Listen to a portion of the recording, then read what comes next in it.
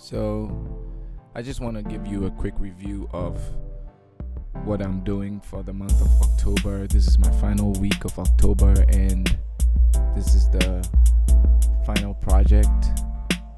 And we're basically doing for the Ableton final project. We're actually supposed to produce a track in the genre of your choice that will utilize both session and arrangement views in Ableton Live and incorporate techniques learned in this course. So you're gonna incorporate all the techniques that you've learned throughout the whole month. And this month we had in the content, there was a clip automation assignment, and it entailed a video where you watch and you just follow instructions and create a clip automation. Once I was done with that, completed, we just had producer practice. So with this one, it takes you to a different website, and it's like a playground where you mess around with Ableton. And you have the beats thing, so you have your thumb and all your thumb, your kick, and so it's just a way to keep you going on how to create chords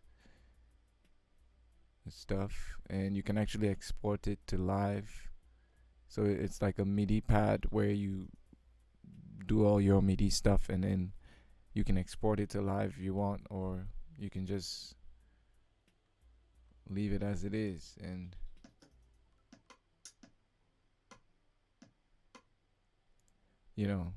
just to practice. So once you're done with that, you mark as completed and go on to the next. Now the tutorials is just videos, so literally doing tutorials and practicing for most of the week until you get to the final project.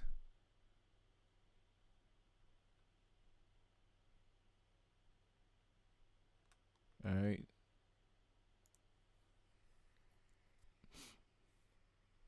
And the requirements are the composition length should be 2.5 to 5 minutes, has a minimum of 3 scenes that are properly named: intro, verse, chorus, etc. See, the instructor wrote in tar. Okay, and programming. The piece has new elements in the genre of choice. The tempo is within a range common to the genre chosen. All rhythmical elements are in time with each other in a manner that fits the genre. Polyrhythmic programming, quantized groove, etc. Session view shows at least 3 examples of MIDI clips in the same track with differences in patterns. So 3 examples of MIDI clips on the same track with differences in patterns.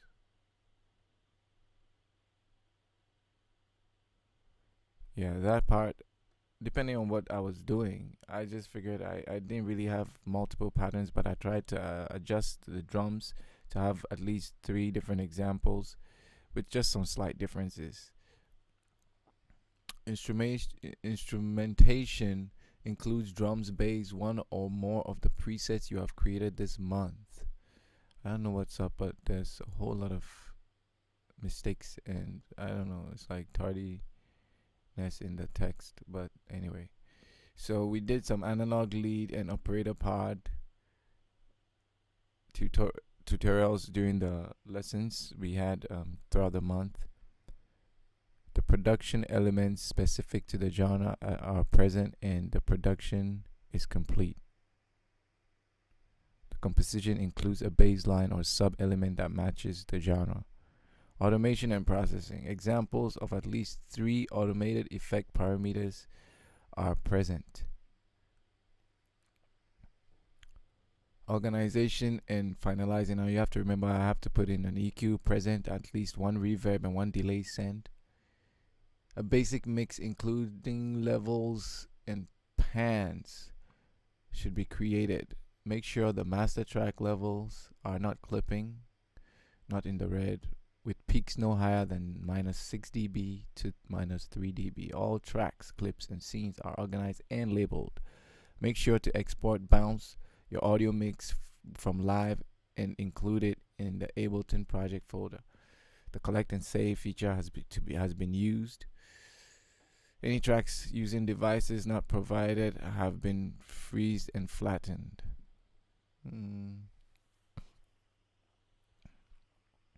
So if you're using devices that have not been provided by Ableton, I guess if you have plugins or VST devices other than what is provided, you would have to freeze them and flatten them to have them saved so they can actually access the data and hear what you actually played.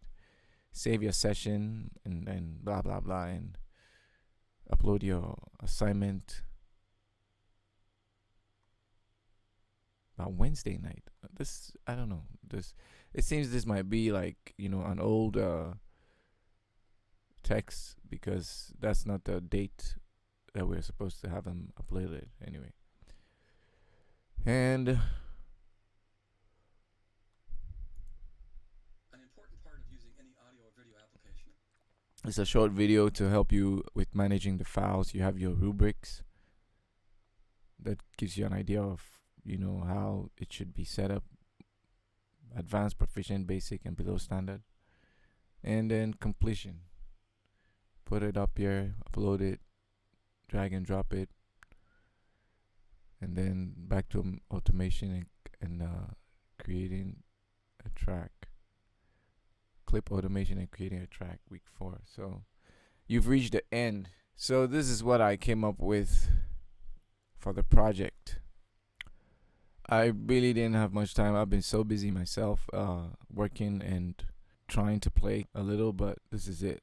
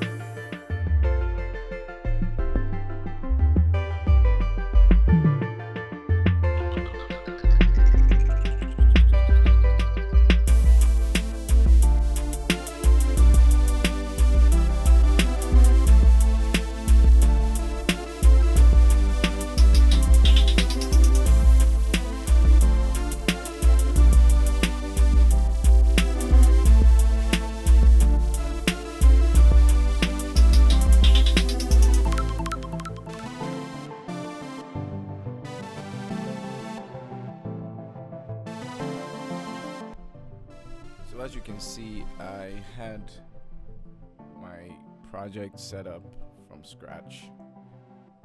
Started everything from scratch.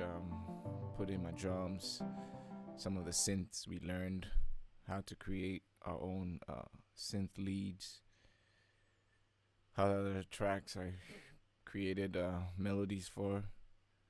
Just something I had to throw together, and that's the EQ they requested. This is what the synth lead looks like. You can see my synth lead over here. So I created that. And basically an overview of what we learned throughout the month. And they just want to know if you actually absorbed some of the information that was taught. So there you have it. Ableton Live. I kind of found this months, in fact, the past 2 months, training on Ableton kind of boring. I don't know why. If it's just the software or if it's the way the instructors put it together. I mean, somehow I felt the activities were on the minimal end, but it was beneficial for me because I had a whole lot to do myself. For somebody who doesn't have an idea, all those tutorials and producer practices tutorials, I guess, will help people to become abreast and knowledgeable in Ableton. Now, Ableton is a really powerful software. I had no idea that this is how powerful Ableton is. The engine is totally different. It's based on a different ideology in digital audio workstation technology, and it's a very powerful tool that can be used. And I wouldn't have known all this if I wasn't here in the school. Especially if you don't know where to look for the materials and you can't rely on YouTube videos for tutorials. It doesn't work that way. There's information that is required and techniques that are required that can only be taught in school. So this month's class, which is coded NPR 231, Advanced Music Composition Programming. Basically, that's what it is. Advanced. And next month, it hasn't shown up yet, but I'm sure that is digital recording principles. And it's all locked up except for microphones and comping. Wow. Signal flow. So basically, I cannot access this, but next month, week 1, we're gonna be doing Pro Tools. Whoa. So we're learning all the softwares associated with music production and a few tricks on mixing and stuff. So it's good. Like I've been telling people who have been asking me questions, and thank you for all the comments and the support you are giving my channel. And I've been telling people who have been asking questions about stuff is you're gonna get a thorough gist of everything. If you want to get deeper into mixing and mastering, obviously you would have to sign up for the audio production class, which was what I intended to do in the future. Once I'm done with the associates in music production, I can sign up for the audio production. But with music production, you're kind of getting a broad spectrum of everything, which is very good for people who want to produce. So there you have it. The Los Angeles Film School is rated one of the best, I hear. It's not number 1, but they're all right. The online courses, so. And I'll leave you with my week 4 project. Okay, here we go.